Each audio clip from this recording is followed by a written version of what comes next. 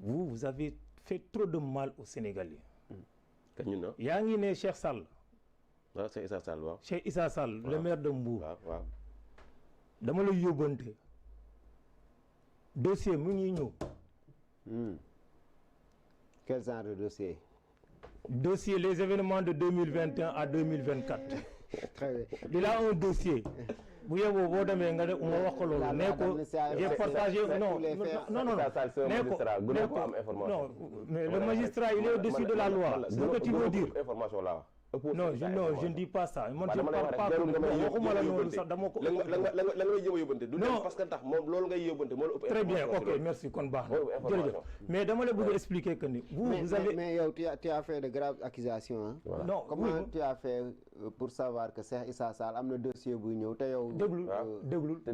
nous on est des victimes on a organisé un comité de collectif des victimes de Macky Sall dont je suis personne morale dans le collectif des victimes de Macky Sall. Nous avons tous les éléments. Mais la loi a effacé tout hein. Non écoutez non il faut qu'on se dise la vérité aussi. Parce que nag la loi d'amnistie bi fi jaar yoo xam nga. débat gis nga débat bu ñu nekkee di débattre. yow loi d'amnistie moo tax nga di Sénégal. non xoolal bu ñu nekkee di débattre yow bul xool yow vous êtes un journaliste qui doit être tu dois équilibrer le débat. mais juste dire la vérité. Ce qui est vrai mooy la loi d'amnistie jaar na fi. fii ku mu neex nga ne je dis la vérité. mais vous êtes un journaliste Abdou Aziz s'il vous plaît. non question dama koy jàngal quoi non mais dama ko woon c'est-à-dire que nu mu defee bu may la nga wax c'est-à-dire que nu mu la mayee nga wax mais noonu la ma war a mën a maye ma wax et c'est ça la logique. ah bon bañ wala nga wax si mais comment commencer di intervenir nga dog ma soo dugalee question bu may tontu après nga indi keneen finalement du ma mën a xam non da nga may bàyyi non écoutez da nga may bàyyi ma dem ci sama raisonnement. allez-y c'est quoi ta raisonnement. nga prolongé waale ko juste si affaire Pape Malick Ndour bi juste les propos de Ousmane Sonko. suite bi mooy Pape Malick Ndour procureur financier bi révoqué contrôle judiciaire bi di sàkku si moom ab sous mandat de dépôt d'ailleurs ses avocats sax war nañ intercepté tey appel ban lecture nga def si loolu est-ce que Pape Malick Ndour n'est pas visé depuis très longtemps te mënuñoo am si moom loo xam ne lu lucide la luñ ko téewi teg ko si loxo bi. Abdou Aziz kii leader am bàyyil ma leeral ko loolu du ay accusation waaw xam nga yaa ngi wax amnistie li ko indi ñun xam nañ ko moom xam na ko bu baax li tax Macky Sall dugal amnistie après avoir tué des Sénégalais. yéen ngeen lakk ay nit si ay bis fi. est-ce que mën nga moom may moo wax débat parce que boo ko defee nii après yow boo jëlee sa temps d'antenne bi man dama lay dogg wala ma lay relancer après day kii quoi c'est-à-dire que c'est les Sénégalais qui lakk ay nit ci ay bus. est-ce que vous comprenez boo jëlee wax ci bon non boo jëlee parole bi vous avez le temps de se défendre yaa ngi dégg non Cheikh man dama les opposants mais dañuy débattre. man c'est pas la première fois may débattre. ça je sais. mais accusation yooyu noonu. mais tamit aussi comme yow li ngay wax ni yow tu n'es pas juriste. amoo benn pouvoir di peaufiner ay accusations aussi graves envers les gens sans pour autant nga indi si preuve nga ci télé nga koy defee. léegi est-ce que mën nga ma may ma jël sama responsabilité. allez-y parce que ça la question moom moo doon nga répondre vraiment si affaire Pape Malick Ndour. c'est-à-dire que yu xoolal man nu ma toogee déglu la nga wax lu la neex. yow tamit noonu nga war a am élégance. dama lay relancer rek de. non écoutez mën naa la relancer sax. non écoutez c'est-à-dire non du question mère sax. on est venu pour débattre. nous on a fait xoolal ay débat fu ne débattre nañ façon opposant bu nekk débattre nañ mais dañuy déglante quoi. vas-y ok merci. boo waxee dama ne mais relance nag mënul dama ne loolu moom vraiment non déglu rek man mun naa ko relancer mënul ñàkk mais nañ déglante. allez-y li ma la bëgg a xamal déglu ma bu baax. te wax jooju di nga ko déglu bu baax. mooy lan allez-y très rapidement parce que nag moom moo war a ñëw way dossier bi mi ngi ñëw dégg sur la mort de ces gens-là ñi nga xamante ne les événements de 2021 jusqu'en 2023 je dis bien Cheikh Issa Sall le maire de Mbour dossier bi mi ngi en cours et vous avez parlé de l'amnistie amnistie boobu c'est amnistie bu fantôme la boo xamante ne Macky Sall xam na ne lii mu def nii vous avez central pouvoir précédent bi bu ñëwee fii j'aurais dit problème moo tax nga mu indi à cette amnistie là mais amnistie bii du leen ci génn est-ce que vous comprenez léegi maintenant sur l'affaire Prodac bi ngay wax ni man yaakaar naa ne non si kii Pape Malick Ndour il n'est pas au-dessus de la loi c'est un Sénégalais boo xamante ne dañ ko dénkoon alal réew mi maanaam poste de responsabilité lañ ko dénkoon ci état maintenant état bu bees bu ñëw am nga droit nag nga càmbar ci biir càmbar bi boo gisee ne am na koo xamante ne sur sa gestion def na naka sudul noonu y a des corps de contrôle qui sont là qui sont habilités à convoquer qui que soit yaa ngi dégg pour judiciaire financier ak yeneen corps de contrôle woo ko képp koo xamante ne jàpp nañ ne liñ la dénk mooy loolu ñu convoquer la laaj la entendre la boobu c'est les acteurs judiciaires mais la façon cible bi Pape Malick Ndour depuis convocation bëri na trop maintenant Pape Malick Ndour qui pose problème Pape Malick Ndour affaire Prodac lañ koy toppee ci nga xamante ne mooy le ministre Mame Mbaye Niang qui a pris la fuite waroon na am courage mais man je suis un patriote bàyyil ma toog fii mais il a préféré prendre la tangente dem toog fële léegi nag Pape Malick Ndour Sénégal fii la nekk te bëggoon nag sax heureusement sax dañ ko jàpp bëggoon na sax daw mais ñu jàpp ko léegi nag interpellé nañ ko non dafa bëggoon na daw xanaa yow yëgoo loolu si xoolal wuy ma voyage am boobu bu mu bëggoon a programmer ba ñu kii ko doonu dafa bëggoon na dafa bëggoon a rëcc nga dem parce que ils sont habitués à faire cela ils sont pas courageux mais réellement si l'opposition était courageuse ñun ñëpp fii la ñuy toog à commencer par le président de la République Macky Sall l'ancien président je veux dire mais ils ont tous préféré de prendre la tangente parce que xam nañ li leen di xaar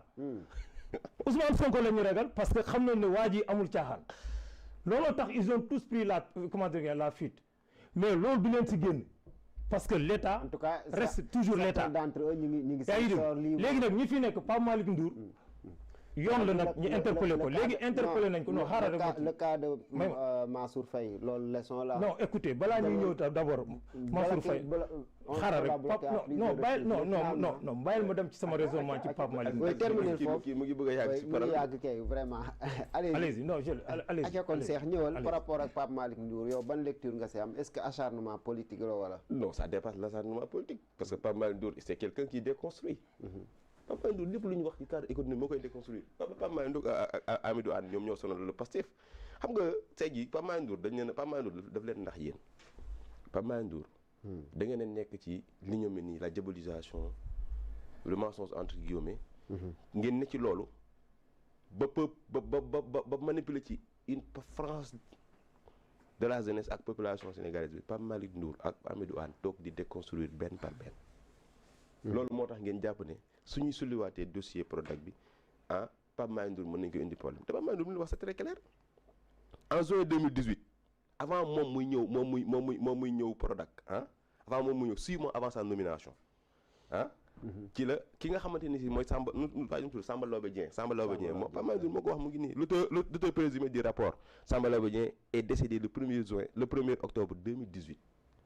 6 mois avant sa nomination moom qui a été nommé en 2019 léegi nan la auteur xamante ne si maanaam ki def rapport bi moom dee na avant Pape Malick Ndour di ko ñu ne Pape Malick Ndour ñu ne rapport Prodac boobu moom moo épinglé Pape Malick Ndour Pape Malick bind na ko dem mu ngi nii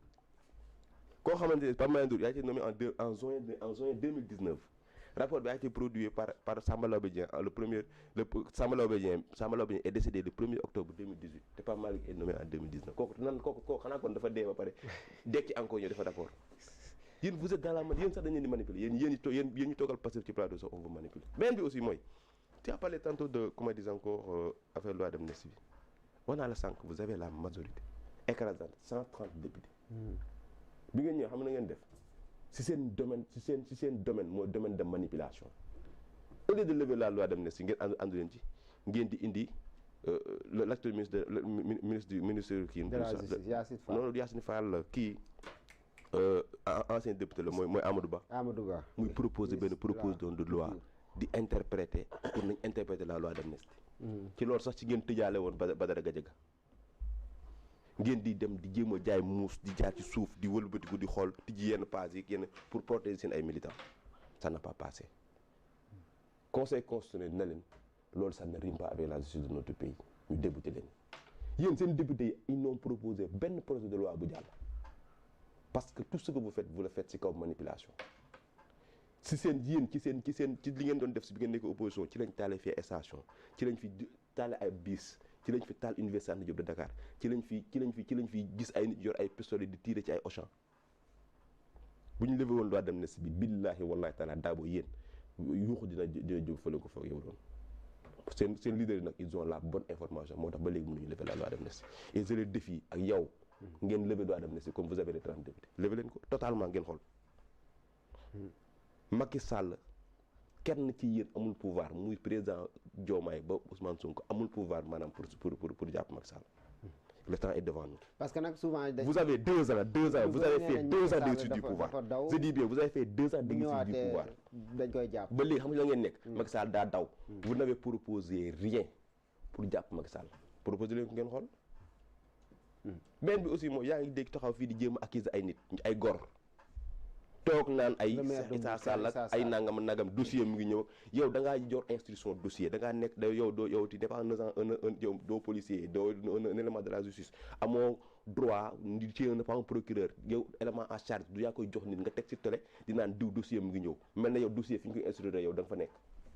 dans la vie il faut savoir parfois avoir raison garder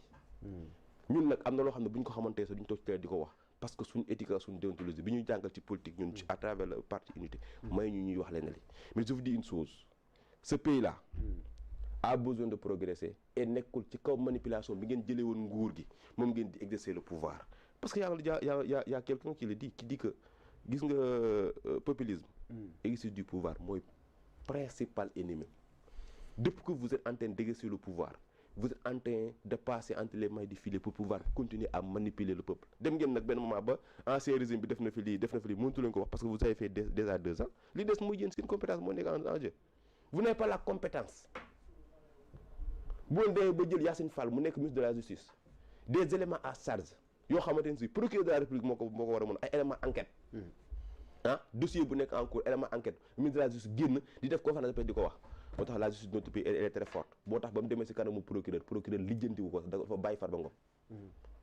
yéen nag seen démarche dafay wane démarche de médiocrité wallahi démarche bi passé di démarche yi c'est de la médiocrité à l'état pur un ministre de la justice boo xamante ne si xamul sax li mu war a def